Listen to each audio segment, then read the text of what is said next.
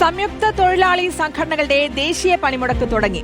കേന്ദ്ര സർക്കാരിന്റെ പുതിയ തൊഴിൽ കോഡുകൾ പിൻവലിക്കണമെന്നാവശ്യപ്പെട്ടാണ് പണിമുടക്കുന്നത്. ഇന്ന് അർദ്ധരാത്രി വരെ തുടരുന്ന പണിമുടക്കിൽ സംസ്ഥാനത്ത് സർക്കാർ ജീവനക്കാർക്ക് ഡയസ് നോൺ പ്രഖ്യാപിച്ചിട്ടുണ്ട്.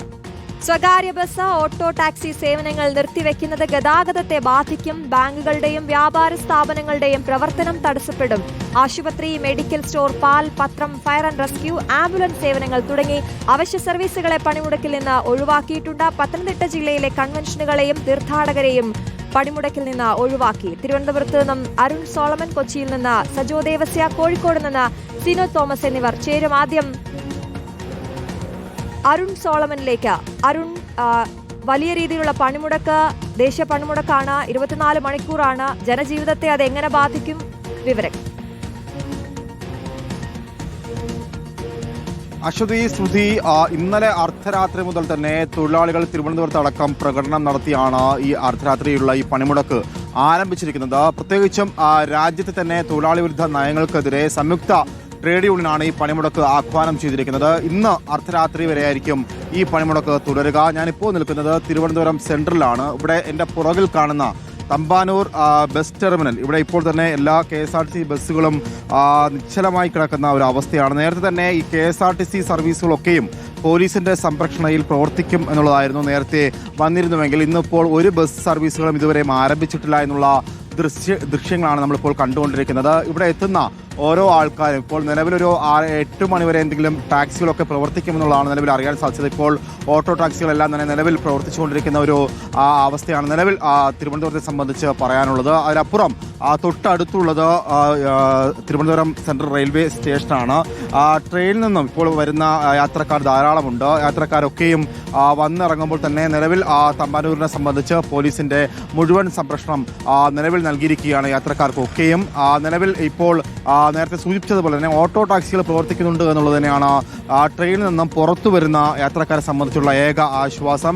വന്നിറങ്ങുന്നവർക്ക് തൊട്ടടുത്തുള്ള ലോഡ്ജുകൾ, ഹോട്ടലിലൊക്കെയും പോകാനായിട്ടുള്ള സംവിധാനം എന്തായാലും ഓട്ടോ ടാക്സികളിൽ നിന്നും ലഭിക്കുന്നുണ്ട് എന്നുള്ളതാണ്. മറ്റ് ഏറ്റവും പ്രധാനപ്പെട്ട ഒരു കാര്യം, നിലവിൽ നേരത്തെ തന്നെ ഈ പണിമുടക്ക് ആഹ്വാനം ചെയ്തപ്പോൾ തന്നെ ഓട്ടോ ടാക്സികളും അതുപോലെ തന്നെ ബസ് അടക്കമുള്ള സർവീസുകളൊക്കെയും നിശ്ചലമാകുമെന്നുള്ളതാണ് നേരത്തെ സൂചിപ്പിച്ചിരുന്നത്. എന്തായാലും പണിമുടക്കുമായി ബന്ധപ്പെട്ടുള്ള തൊഴിലാളി സംഘടനകൾ ഇതുവരെയും എത്തിയിട്ടില്ല. കുറച്ചുകൂടി സമയം കഴിയുമ്പോഴായിരിക്കും തൊഴിലാളി സംഘടനകളൊക്കെയും പ്രവർത്തകരൊക്കെയും രംഗത്തെത്തുക. പ്രധാനമായിട്ടും സ്കൂളുകൾ, അതുപോലെ തന്നെ സർക്കാർ ഓഫീസുകൾ, ജീവനക്കാരൊക്കെയും ഈ പണിമുടക്കിന്റെ ഭാഗമാകുന്നുണ്ട്. ചെറുകിട വ്യാപാര സ്ഥാപനങ്ങൾ, IT മേഖല അടക്കമുള്ള തൊഴിലാളി ജീവനക്കാരൊക്കെയും ഈ പണിമുടക്കിന്റെ ഭാഗമാകുന്നതുകൊണ്ട് തന്നെ പൂർണ്ണമായിട്ടും കേരളത്തിൽ, പ്രത്യേകിച്ചും സംസ്ഥാനത്ത് എല്ലാ ഓഫീസുകളും അടച്ചു കിടക്കുന്ന ഒരു സ്ഥിതിവിശേഷമായിരിക്കും ഉണ്ടാവുക എന്നുള്ള കാര്യത്തിൽ സംശയമില്ല. മറ്റ് സംസ്ഥാനങ്ങളെ അപേക്ഷിച്ച് കേരളം ഈ പണിമുടക്ക് വിജയിപ്പിക്കുമെന്നുള്ളത് തന്നെയാണ് ഏറ്റവും പ്രധാനപ്പെട്ട കാര്യം. നമ്മളിപ്പോൾ കാണുന്ന ദൃശ്യം തിരുവനന്തപുരം ഇപ്പോൾ സെൻട്രൽ റെയിൽവേ സ്റ്റേഷനിൽ നിന്നും ഇറങ്ങിയ രോഗികളെ ഇപ്പോൾ സേവാഭാരതിയുടെ ആംബുലൻസിൽ മെഡിക്കൽ കോളേജിലേക്ക് മാറ്റുന്നതാണ്. നിലവിൽ ഇന്നിപ്പോൾ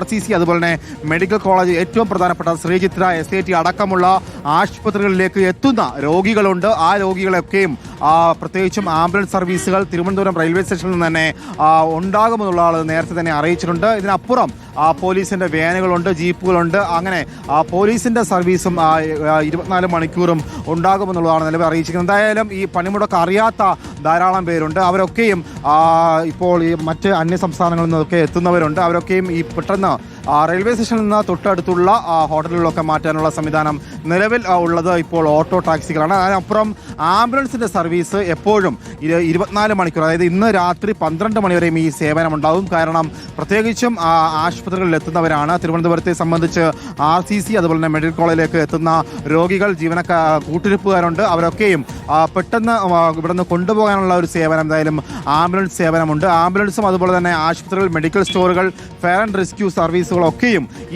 ഈ പണിമുടക്കിൽ നിന്ന് ഒഴിച്ചു മാറ്റിയിട്ടുണ്ട് എന്നുള്ളതാണ് ഏറ്റവും പ്രധാനപ്പെട്ട ഒരു കാര്യം. അതിനപ്പുറം ഈ പണിമുടക്ക് വിജയിപ്പിക്കുക എന്നുള്ളത് ട്രേഡ് യൂണിയനെ സംബന്ധിച്ച് ഏറ്റവും പ്രധാനപ്പെട്ട കാര്യമാണ്. അതേ സംബന്ധിച്ച് സംസ്ഥാനത്തെ സംബന്ധിച്ച് CITU ഈ പണിമുടക്കിന്റെ ഭാഗമായിരിക്കുന്നു. ആ പണിമുടക്കിൽ ഏറ്റവും വ്യത്യസ്തമായി നിൽക്കുന്നത് INTUC ആണ്. INTUC ദേശീയ തലത്തിൽ പണിമുടക്കിന്റെ ഭാഗമാകുമ്പോഴും സംസ്ഥാന തലത്തിൽ ഈ പണിമുടക്കിന് ഒത്തുനിൽക്കുന്നില്ല. അതിനപ്പുറം കിസാൻ മോർച്ച അവർ ഈ പണിമുടക്കിന്റെ ഭാഗമായി പിന്തുണ അർപ്പിച്ചിട്ടുണ്ട്. ഏറ്റവും പ്രധാനപ്പെട്ട കാര്യം, സംസ്ഥാന സർക്കാർ ഇപ്പോൾ ഡയസ് നോൺ പ്രഖ്യാപിച്ചിരിക്കുകയാണ്. കോടതി ഉത്തരവ് ഉള്ളതുകൊണ്ട് തന്നെയാണ് ഇന്നിപ്പോൾ ഈ പണിമുടക്കിന്റെ ഭാഗമായിട്ട് സെക്രട്ടറിയേറ്റ് അടക്കമുള്ള സർക്കാർ ഓഫീസുകളിൽ വരാത്ത ജീവനക്കാരുടെ ഒരു ദിവസത്തെ വേതനം നഷ്ടമാകുമെന്നുള്ളൊരു കാര്യം കൂടി സൂചിപ്പിച്ചിട്ടുണ്ട്. ശ്രുതി, ഓക്കെ, അരുൺ സോളമനാണ് തിരുവനന്തപുരത്ത് നിന്നുള്ള വിവരങ്ങൾ നൽകിയത്. ഇനി കൊച്ചിയിലേക്ക് പോവുകയാണെങ്കിൽ സജോ ദേവസിയുണ്ട്. Good morning Sajo.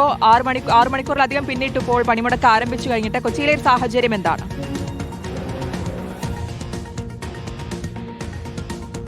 ശ്രുതി, ഗുഡ് മോർണിംഗ്. പണിമുടക്ക് കൊച്ചിയെയും എറണാകുളം ജില്ലയെ പൊതുവിലും കാര്യമായി തന്നെ ബാധിച്ചിട്ടുണ്ട് എന്ന് പറയാം. ഞാനിപ്പോൾ നിൽക്കുന്നത് എറണാകുളം സൗത്ത് ബസ് സ്റ്റാൻഡിന് സമീപമാണ്. ഇവിടെ ഇപ്പോൾ KSRTC സർവീസുകൾ ഏതാണ്ട് പൂർണ്ണമായും മുടങ്ങിയെന്ന് നമുക്ക് പറയാം. അതേസമയം പമ്പ സ്പെഷ്യൽ സർവീസ്, അവിടെ കിടക്കുന്ന ആ KSRTC ബസ് പമ്പ സ്പെഷ്യൽ സർവീസാണ്. ആ സർവീസ് ഉണ്ടാകും. അതോടൊപ്പം തന്നെ കൊച്ചിയെ സംബന്ധിച്ച് പറയുകയാണെങ്കിൽ കൊച്ചി മെട്രോയും വാട്ടർ മെട്രോയും പ്രവർത്തിക്കും. കൊച്ചി മെട്രോയുടെയും എയർപോർട്ടിലേക്കും കളമശ്ശേരിയിലേക്കുമുള്ള ഫീഡർ സർവീസുകളും പ്രവർത്തിക്കും എന്നറിയിച്ചിട്ടുണ്ട്. അതിന് തടസ്സമുണ്ടാകില്ല. അതേസമയം നിരത്തുകളിൽ ഏതാനും ചില ഓട്ടോ ടാക്സി സർവീസുകൾ ഉണ്ട്, സ്വകാര്യ വാഹനങ്ങളും ഉണ്ട് എന്നത് ഒഴിച്ചു നിർത്തിയാൽ കാര്യമായി ടാക്സികളുടെ സേവനം, അതായത് കൊച്ചിയെ സംബന്ധിച്ച് ഓൺലൈൻ ടാക്സി മുതൽ അങ്ങോട്ടേക്ക് കാര്യമായ ടാക്സി സേവനങ്ങൾ ദിനവും ആളുകൾ പ്രയോജനപ്പെടുത്തുന്ന ഒരു നഗരമാണ്. പക്ഷേ കാര്യമായ സേവനം ലഭ്യമാകുന്നില്ല. ഏതാനും, അതായത് ഈ പണിമുടക്കിനെ പിന്തുണയ്ക്കാത്ത ഏതാനും തൊഴിലാളികൾ ഉൾപ്പെട്ടവരുടെ ഓട്ടോ ടാക്സി സർവീസുകൾ മാത്രമേ ഉള്ളൂ. ഇവിടെയും KSRTC സർവീസുകൾ കാര്യമായി തന്നെ, അതായത് തൊഴിലാളികൾ ഏതാണ്ട് വലിയൊരു ശതമാനം ആളുകളും പണിമുടക്കിന്റെ ഭാഗമാണ്. അതുകൊണ്ട് തന്നെ ഇവിടെ നിന്ന് എറണാകുളത്തെ സൗത്ത് KSRTC സ്റ്റാൻഡ്, ഇവിടുത്തെ സ്റ്റാൻഡ്, അതായത് പ്രൈവറ്റ് സ്റ്റാൻഡ് ഉൾപ്പെടുന്ന ഈ മേഖലയാണ്. അതായത് ഇവിടെ നിന്ന് കാര്യമായി തന്നെ സർവീസ് ഉള്ളതാണ് വിവിധയിടങ്ങളിലേക്ക്, അതായത് മറ്റ് ജില്ലകളിലേക്ക് അടക്കമുള്ള സർവീസ് പോകുന്നതാണ്. അപ്പോൾ നമുക്ക് ഇവിടെയുള്ള KSRTC തൊഴിലാളികളല്ലേ, അപ്പൊ ഇവിടെ ഇന്ന് സർവീസ് നിങ്ങൾ തടയോ അതോ എന്താണ് തീരുമാനം? തടയേണ്ട ഒരു അവസ്ഥ നമുക്ക് തോന്നുന്നില്ല. സഹകരിച്ച് തൊഴിലാളികൾ കാര്യമായി തന്നെ സഹകരിക്കും. തൊഴിലാളികളെല്ലാം കാരണം ആകെ മൊത്തം തൊഴിലാളികളെ ബാധിക്കുന്ന ഗുരുതരമായ ഒരു വിഷയമാണ് ലേബർ കോഡ് എന്ന് പറയുന്നത്. അപ്പോൾ അതിനെതിരെ തൊഴിലാളികളെല്ലാം ആ വസ്തുത മനസ്സിലാക്കിക്കൊണ്ട് പൂർണ്ണമായിട്ടും സഹകരിക്കുന്നുണ്ട്. പിന്നെ പൊതുജനങ്ങളും സഹകരിക്കുന്നുണ്ടെന്നാണ് നമ്മുടെ ഇതുവരെയുള്ളൊരു കാഴ്ചപ്പാട്. കാരണം യാത്രക്കാരില്ലാത്തൊരു സ്റ്റാൻഡാണ് ഇതിപ്പോൾ നിലവിൽ. ഇങ്ങോട്ട് വരണ്ട, ഇവിടെ സർവീസ് ഉണ്ടാവില്ല. സർവീസ് എണ്ണാൻ സാധ്യതയില്ല, കാരണം തൊഴിലാളികളെല്ലാം സമരത്തിലാണ്. അതാണ് അവിടെ ഇവിടെ കാര്യമായ ഇതുവരെ സർവീസിൽ പമ്പ സ്പെഷ്യൽ സർവീസ് ഉണ്ടല്ലേ? പമ്പ സ്പെഷ്യൽ ഉണ്ട്. പമ്പ അതായത് തീർത്ഥാടനത്തിന്റെ ഭാഗമായ സ്പെഷ്യൽ സർവീസ് ഉണ്ട്. ആ ബസ്സാണ് നേരത്തെ കാണിച്ചത്. ആ സർവീസ് അവിടെ ഉണ്ടാകും. അതേസമയം ഇപ്പോൾ നമ്മളോട് സംസാരിച്ച തൊഴിലാളികൾ തന്നെ പറഞ്ഞതുപോലെ ഇവിടെ നിന്ന്, അതായത് സൗത്ത് സ്റ്റാൻഡിൽ നിന്ന്, KSRTC സ്റ്റാൻഡിൽ നിന്ന് കാര്യമായ സർവീസുകളൊന്നും ഇതുവരെ പുറപ്പെട്ടിട്ടില്ല. വിവിധ സ്ഥലങ്ങളിലേക്ക് ഇവിടെ യാത്രക്കാരൊക്കെ കാത്തു നിൽക്കുകയും ഒക്കെ ചെയ്യുന്നുണ്ട്. പക്ഷേ കാര്യമായ സർവീസ് സേവനങ്ങൾ നിരത്തിലുണ്ട് എന്നത് ഒഴിച്ചു നിർത്തിയാൽ സജോ ദേവസ്യ നൽകിയത്.